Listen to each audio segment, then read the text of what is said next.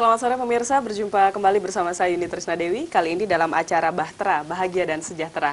Ya pemirsa, untuk Anda atau mungkin kita semua yang pada umumnya adalah memasuki masa pernikahan, namun sebelumnya biasanya kita memasuki masa pacaran ya. Nah di masa-masa seperti ini biasanya tujuannya adalah untuk memilih pasangan mana yang kira-kira karakternya tepat atau cocok untuk kita. Namun belakangan ini masa pacaran mulai agak keluar jalur pemirsa, mungkin untuk Anda juga sering menyimak beberapa berita yang perilaku remaja kita yang cenderung ke free sex dalam masa pacaran ini. Untuk itu sore hari ini kita akan membahas topik bersama narasumber kita dengan topik pacaran yang sehat mencegah free sex remaja. Bersama narasumber kita yang merupakan seorang psikolog dan juga seorang akademis ya. Akademisi beliau adalah Bapak Ima Dewi Diantara, SPSI MSI. Selamat sore Pak Widi. Selamat sore. Apa kabar? Baik. Baik ya. Ya pemirsa, sore hari ini saya sekalian reuni juga nih sama Pak Widi ya, karena beliau juga merupakan dosen saya dulu ya. Baik Pak, sore hari ini seperti yang saya katakan tadi, pacaran yang sehat mencegah free sex remaja gitu ya. Dewasa ini, kondisi yang terjadi belakangan ini dengan situasi-situasi yang kita sering lihat headline ya gitu ya. Remaja-remaja melakukan tindakan yang kurang bermoral gitu dalam masa pacaran ini. Gimana menurut Bapak? Memang kecenderungan beberapa survei juga yang terakhir, beberapa tahun terakhir, termasuk sangat miris begitu. Miris, kita ya? sering mendengar dan beberapa survei memang mengeluarkan hasil bahwa perilaku seks pranikah itu ya lebih dari 40% begitu. Lebih dari 40%. Lebih 40%. Di Termasuk Bali di Bali lebih tinggi lagi. Oh, lebih tinggi ya? Itu angka nasional. Nah, ini yang sangat memprihatinkan. Ya. Jadi kita mulai sudah warning kepada generasi muda bahwa mulailah sadar dan konsekuensinya semakin mampu mengendalikan diri. Tapi kita juga nggak bisa lepaskan bahwa kasus ini ada karena lingkungan juga.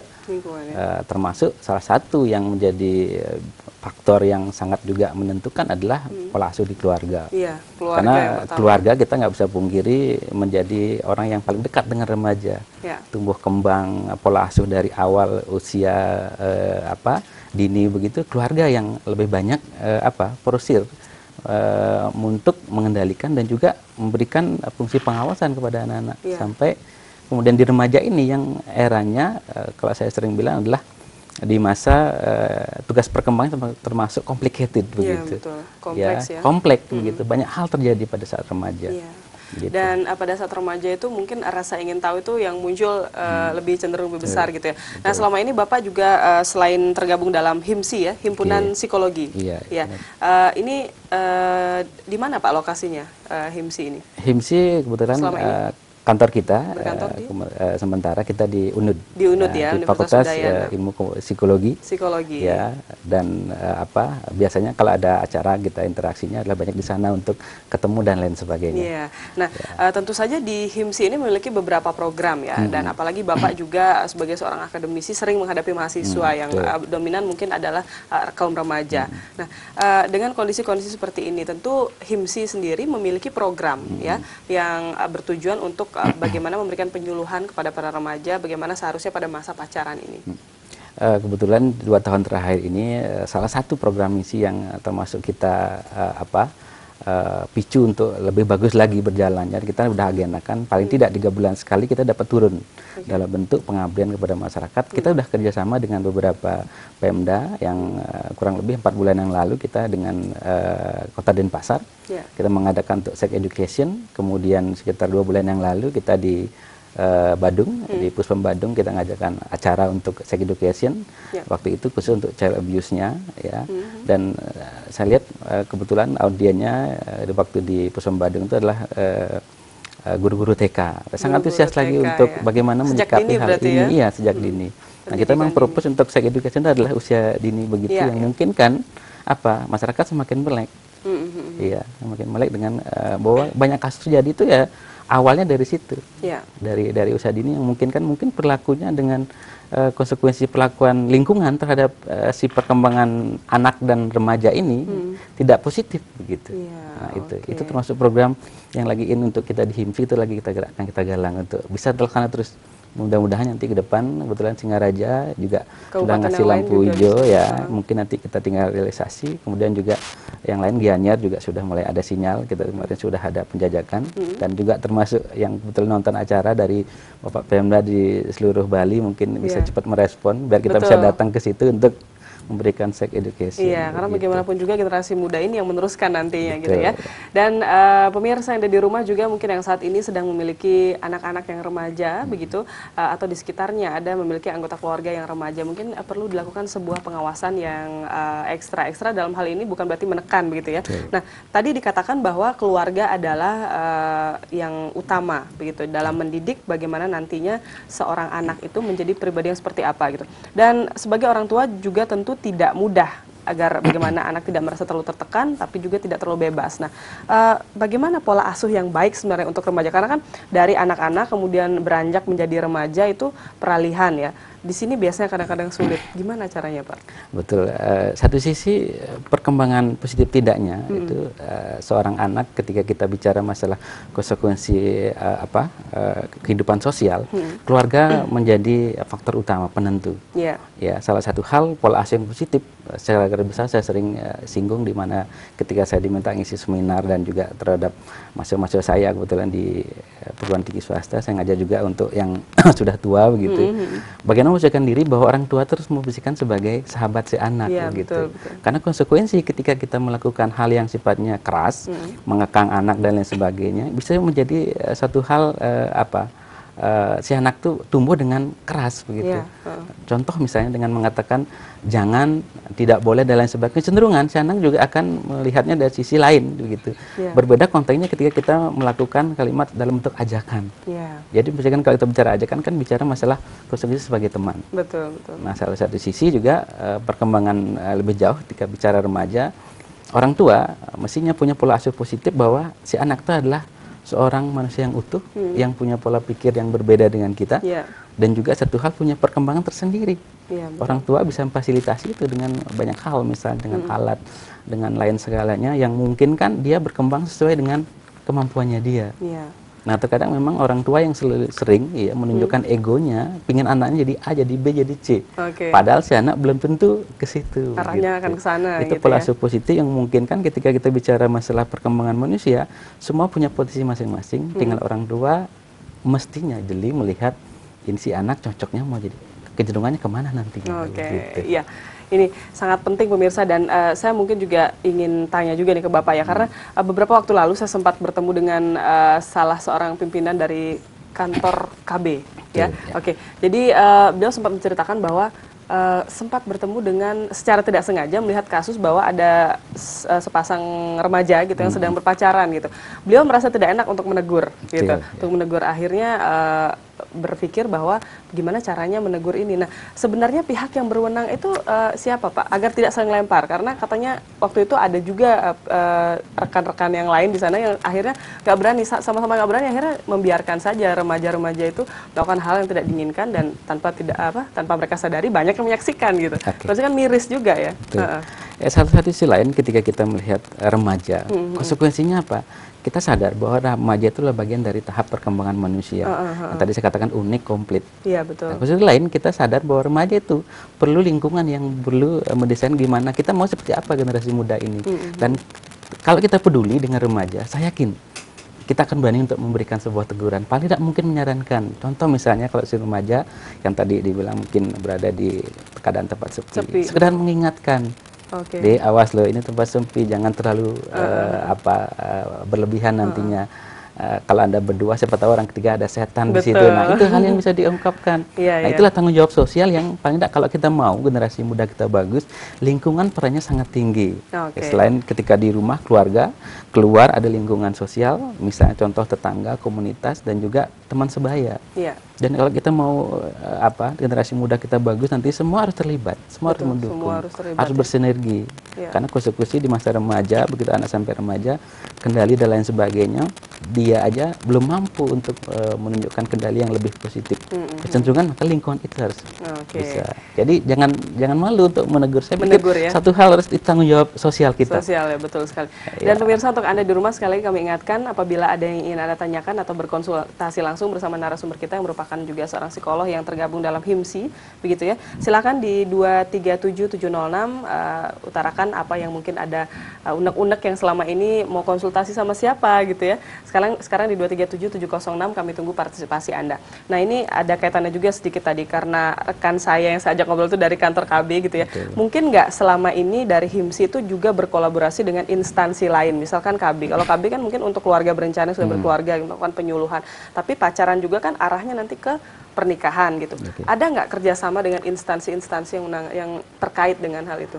Sementara ini kita masih dengan Pemda. Pemda saja ya. Kecenderungan juga termasuk dengan TPRI ini kan Iya, salah betul. satu Penyuluhan juga bentuk iya, media salah ya. satu edukasi. Karena kita sadar bahwa di era sekarang teknologi yang media yang begitu luar biasa ya, arus informasi begitu cepat dan sangat cepat begitu. Salah satu kita fokus media ini salah satu prioritas. Iya, betul. Karena dengan begini layanan disaksikan banyak orang dan mungkin paling tidak salah satu informasinya langsung mengena. Langsung sampai. Langsung sampai begitu.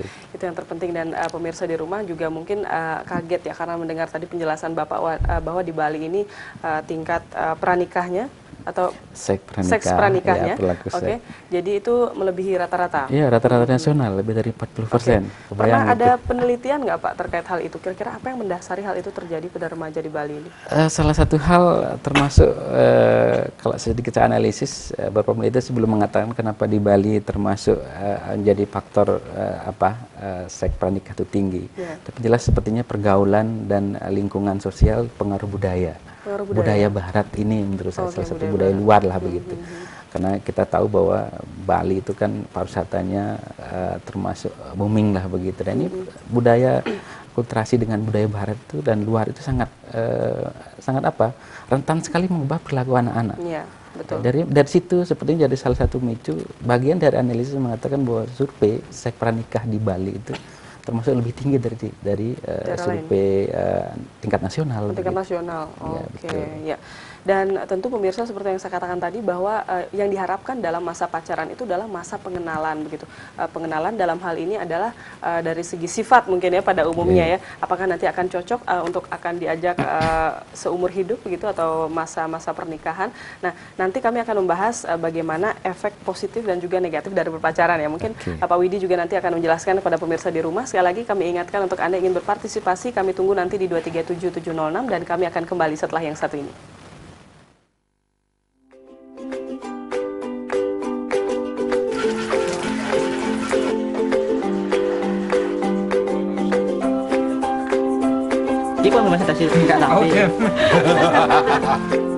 Pupuk trichoderma merupakan pupuk terbaru dari Simantri Bali Mandara. Mari kita pergunakan pupuk trichoderma ini selain untuk menyuburkan tanaman, juga untuk menyehatkan tanaman. Mari anak muda Bali kita berinovasi dengan Simantri Bali Mandara. Oke. Simantri wujudkan Bali sebagai organik.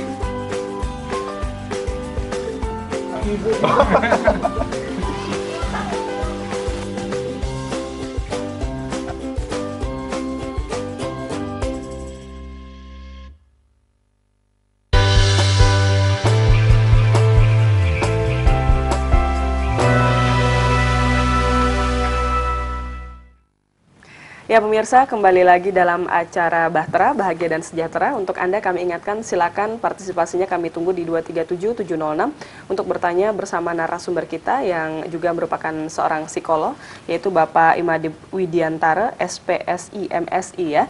Dan tadi kita sudah membahas bagaimana masa-masa pacaran dan apa sebenarnya yang sebaiknya dilakukan oleh remaja pada masa-masa pacaran ini. Nah, yang diharapkan adalah masa pengenalan, tapi kadang-kadang di masa ini terlalu jauh masuk gitu ya, apalagi kalau sudah mengantongi restu dari orang tua. Oke, akhirnya sudah bisa dipikir adalah bebas, bisa ngapain aja. Nah, tapi padahal belum tentu itu jodohnya gitu kan. Yang ditakutkan kan negatifnya itu, atau hamil di luar nikah dari pihak si perempuan. Oke, sekarang kita bicara mengenai efek positif dan negatif dari pacaran itu, Pak. Oke, sebelum bicara efek positif negatif, kita perlu telusuri apa sih pacaran. Nah, pacaran konsekuensinya adalah masa pengenalan, penjajakan. Betul. Konsekuensinya ketika kita bicara masalah pergaulan yang mungkin biasa saja dengan teman sebaya begitu yang mengenal beraktivitas sesama begitu. Hal pacaran adalah hal yang melibatkan sebuah komitmen. ketika seorang remaja yang mungkin ada trik tertentu yang bahwa sudah siap secara mental, punya ikatan, punya komit. Konfliknya adalah ada fisik. Ya, orang pacaran itu melibatkan fisik. Betul. Paling tidak kedekatan. Nah, keberadaan ketika ada suatu kegiatan dia lakukan dengan pacar, secara fisik dekat kemana-mana. Konsekuensinya orang pacaran paling tidak kita berlandaskan bicara pacaran itu kan kasih sayang. Ya. Kalau kita bicara sayang, konsekuensinya jangan sampai menyakiti fisik. Salah satunya adalah jangan sampai di masa pacaran itu kita melakukan hal yang sifatnya menyakiti, betul, memukul, melakukan hal yang sifatnya kekerasan fisik. Itu yang tidak boleh. Itu pacaran yang konsekuensinya adalah sehat. Ya. Konsekuensi lain adalah ketika bicara pacaran melibatkan psikis ya. Psikis itu mental.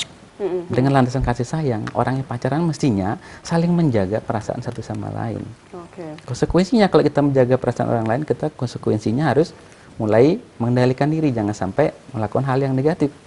Contoh mencaci maki, membentak, lewat kata-kata, termasuk juga yang belakangan kebetulan saya juga berteman dengan beberapa anak ABG lah begitu yang ketika bermasalah dengan pacarnya mengumpatnya di Facebook, di akun media sosial. Nah ini saya pikir mengerikan sekali. Dampaknya sangat negatif di masyarakat. Nah kemudian konsep lain adalah sosial.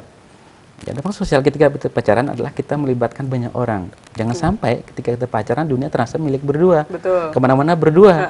Jadi lupa untuk melakukan sosialisasi atau hubungan sosial ya. Padahal mestinya ketika kita pacaran, secara hubungan sosial dekat dengan seorang teman lawan jenis, kita juga harus mengenal paling tidak keluarganya. Makanya penting sekali orang punya pacar kenalkan dengan keluarga, dekatkan dia. Termasuk kita juga siap dekat dengan keluarganya dia. Konsekuensi ada kontrol dua sisi keluarga ini. Paling tidak misalnya kalau usianya masih termasuk masih muda, remaja awal ya umur 12-13 tahun mungkin di 15 ke bawah adalah bagaimana sama-sama menjaga. Nah itu secara sosial. Jadi penting sekali adalah melibatkan keluarga. Karena paling tidak si anak juga mestinya ketika pacaran sehat harus komunikasi terjalin baik dengan keluarga. Dengan keluarga, ya. Dengan keluarga. Dan saya sering kalau saya bicara juga ada orang tua, saya minta sekalian dia buat akun Facebook juga berteman dengan si anak. Nanti ada apa-apa bisa dipantau di situ apa yang dia buat, dengan siapa dia berteman dan apa yang banyak kegiatan dilakukan. Biasanya kan banyak diupload tuh dengan status update begitu. Itu secara sosial. Situ, ya. Nah, kemudian masa pacaran dari sisi spiritual, konsekuensinya itu bagian dari tugas perkembangan remaja begitu. Masa pacaran adalah bagaimana kita mendekatkan secara keyakinan. Nah, pacar kita gimana keyakinannya tentang prinsip moralnya, tentang mungkin agamanya dan lain sebagainya. Itu masa penjajakan pengenalan. Itulah kita penting sekali bahwa sisi lain secara spiritual kita berpacaran penting untuk mengetahui keyakinan masing-masing dan bagaimana konsep tentang kehidupan ini, sehingga sebelum nanti menikah secara legal begitu ya perlu bahwa kita sudah punya keyakinan yang kurang lebih mungkin akan sama tentang konsep kehidupan begitu. Jadi akarnya kuat ya nanti untuk menjalani rumah tangga itu ke depannya. Baik. Dan tentu saja pemirsa ada efek negatifnya. Kalau tadi positifnya sudah dijelaskan, negatifnya apa kira-kira Pak selain itu lebih dari itu? Kalau negatif aksesnya adalah ketika bicara masalah pacaran, kecenderungan kalau tidak adanya kontrol dari keluarga dan lingkungan sosial, negatifnya tentu dampaknya luar biasa. Di samping juga akan tadi saya kembali bicara fisik, secara biologis, pacaran yang kelewatan, berlebihan, contoh cemburu buta, posesif begitu. Ini pacarku milikku seorang. Nah ini nggak boleh, keluarga pun nggak boleh dekat atau nggak boleh dekat dengan teman sebaya lainnya. Termasuk konsekuensinya terjadi hal yang sifatnya kekerasan. Tidak mau nurut karena mungkin dalam masa perkembangan dia lagi butuh teman bergaul dengan teman seusianya begitu, melakukan kekerasan. Bisa saja. Kemudian secara psikis, secara mental mestinya komunikasi kasih sayang tersalurkan secara bagus, secara psikis, mental merasa disayangi, diperhatikan, dihargai begitu. Dan konsekuensinya kalau tidak terkontrol menjadi negatif. Merasa terkekang. Sangat berlebihan dalam memperhatikan. Jadi dikit-dikit misalnya karena mungkin takut kehilangan, semua dimanjain. Artinya tidak mampu kemandirian. Itu secara psikis. Kemudian secara sosial tentu negatifnya adalah ketika orang berpacaran yang tadi saya bilang kelewatan begitu, kemana-mana berdua, lupa lingkungan sosial. Akhirnya Tadi ketemu orang pacaran berduaan, ada yang melihat, efek sosialnya ini, Ya, ini. betul, ya. Kemudian sisi lain adalah yang jelas menjauhkan dengan orang-orang sekitar seperti keluarga, itu yang paling mungkin ya. Ketika kelewatan masa pacaran itu efek negatifnya adalah lupa sama lingkungan. Lupa dengan lingkungan, betul. Jadi Iya, antisosial gitu ya. Iya. Ketergantungan dengan pasangannya. Kemana-mana ngelapor dulu atau minta dianterin. Nah itu yang repot ya pemirsa ya. Iya, betul. Oke, mungkin Anda juga sebagai orang tua atau mungkin memiliki seorang adik yang masih dalam masa-masa labil seperti ini, perlu kita awasi bersama bagaimana upaya-upayanya tadi sudah dijelaskan oleh Bapak Widi. Mungkin dengan cara-cara yang halus ya. Salah satunya memiliki akun media sosial yang sama, kemudian berteman di situ. Dari sana kita bisa kontrol. Tidak mesti harus membuntuti kemana-mana ya, itu akan terkesan kaku tentunya. Baik pemirsa, nanti kami masih tunggu partisipasi Anda di 237706 ya. Oke, kita masih berada di bulan Februari nih Pak Widiantara ya. Beberapa waktu lalu kita melewati hari Valentine atau hari kasih sayang. Wah, di mana-mana kita lihat semuanya berpasangan yang anak-anak remaja itu. Tapi ada satu tempat yang kemarin kebetulan saya lewat, motornya ramai sekali. Tapi orangnya nggak ada. Oh, oke. Yang kebetulan menurut orang-orang sekitar yang melihat itu adalah banyak sekali pasangan remaja yang mungkin mencari posisi, dalam arti mungkin ngobrol-ngobrol di tempat yang gelap dan lain sebagainya. Fenomena seperti ini yang terjadi setiap tahun itu hampir selalu terjadi. Nah, Bapak sebagai seorang psikolog bagaimana memandang hal ini, Pak? Ya, ini salah satu perkembangan lingkungan sosial anak remaja yang termasuk tadi saya katakan cukup memprihatinkan. Memaknai satu hal yang sifatnya, kita bicara Valentine kan budaya barat. Betul, budaya barat. Budaya luar. Ya, yang mestinya kalau kita bicara kasih sayang, setiap hari ada kasih sayang. Ya. Ada perhatian. Gitu. Konsekuensinya adalah apa? Hal itu yang terjadi. Makanya penting sekali peran orang tua dalam mengontrol dan juga berbagi dalam konteks berkomunikasi secara intensif. Tidak memaksa, tidak dengan kekerasan, tapi paling tidak itu konsekuensinya adalah dengan cara yang lebih halus. Iya. Paling tidak mungkin, contoh, misalnya ketika si anak remaja pergian dengan teman atau mungkin dengan pacarnya, sekedar menanyakan tadi kemana, ngapain. Saya pikir dalam konteks komunikasi keluarga itu sangat bagus begitu. Dalam artian si anak juga merasa diperhatikan. Tadi dia keluar dengan teman, dengan pacarnya diperhatikan, pengen diketahui orang tua, dan konsekuensinya si anak juga jangan malu-malu untuk mengatakan, karena orang tua pasti sangat paham ketika si anak jujur. Dan si orang tua mestinya juga harus ada inisiatif untuk bertanya gitu, komunikasi. Dan bila perlu begitu, konsekuensinya apa?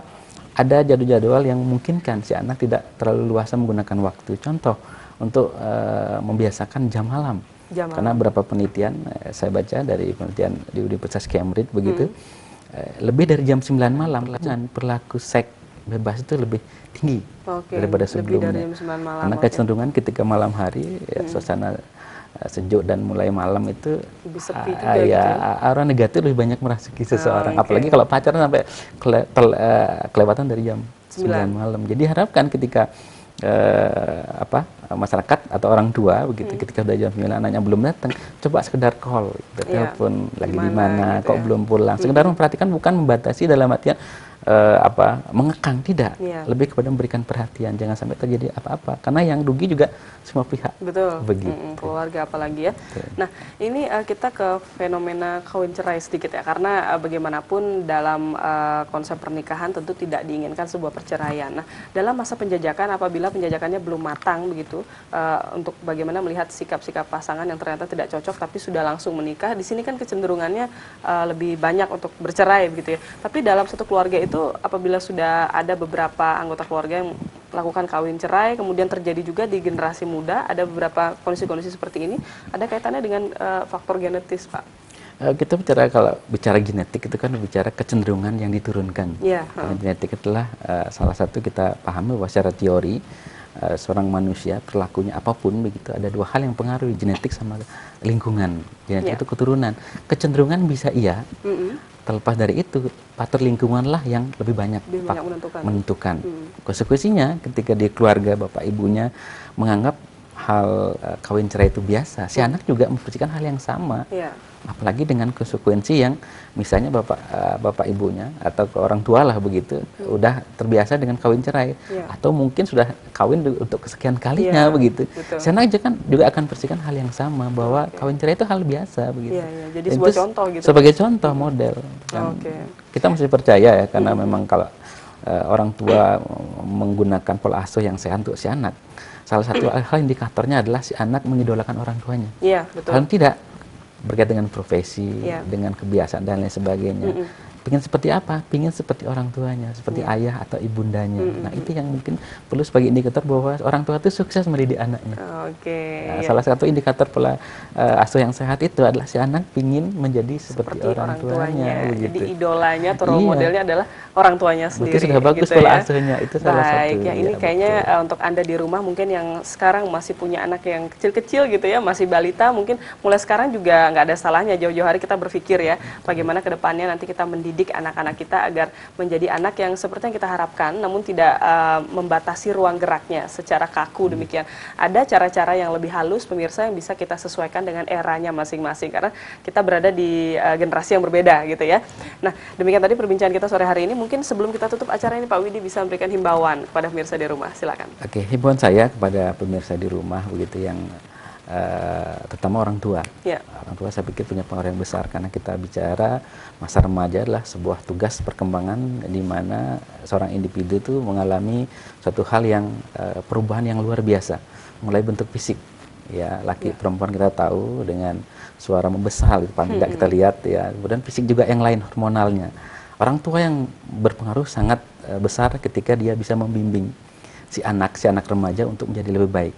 Ya. Jadi penting menanamkan komunikasi yang efektif. Sekedar bertanya siapa berteman dengan siapa, lagi ngapain di luar dan lain sebagainya, salah satu hal perlu dilakukan orang tua. Ya. Termasuk mengontrol tentang waktu. Kemudian yang kedua adalah lingkungan sosial, tetangga juga perlu memperhatikan. Ya, paling tidak mungkin kalau menemukan tetangganya yang mungkin masih remaja melakukan hal yang sifatnya aneh-aneh, termasuk salah satu gaya pacaran nggak sehat, bisa juga menegur. Karena itu tanggung jawab sosial lebih luas bahwa tetangga juga punya andil. Betul. Karena kita bicara konsep ke depan, generasi muda kita mau dibawa kemana? Kalau kita nggak peduli dengan lingkungan tetangga, paling tidak siapa lagi? Nah, kebetulan yang ketiga adalah orang terdekat. Kemudian yang ketiga adalah si individu sendiri, remaja itu sendiri. Remaja harus semakin meningkatkan kesadaran. Jadi salah satu hal perlu aktif melakukan kegiatan yang sifatnya positif. Oke. Tidak punya banyak waktu luang untuk mengerjakan hal yang negatif. Hal-hal yang tidak gitu banyak ya. beraktivitas, raih Baik. prestasi. Dari situ akan waktu kita nanti lebih ke hal positif betul, ya. Betul. Baik, terima kasih banyak Pak Widi untuk segala sharingnya ya. Ini sangat berharga sekali pemirsa untuk Anda di rumah dan juga untuk saya sendiri. Semoga hal ini bisa menginspirasi kita semua. Akhir kata saya Yuni Trisna Dewi mewakili seluruh kerabat kerja yang bertugas undur diri dari hadapan Anda. Selamat sore dan sampai jumpa.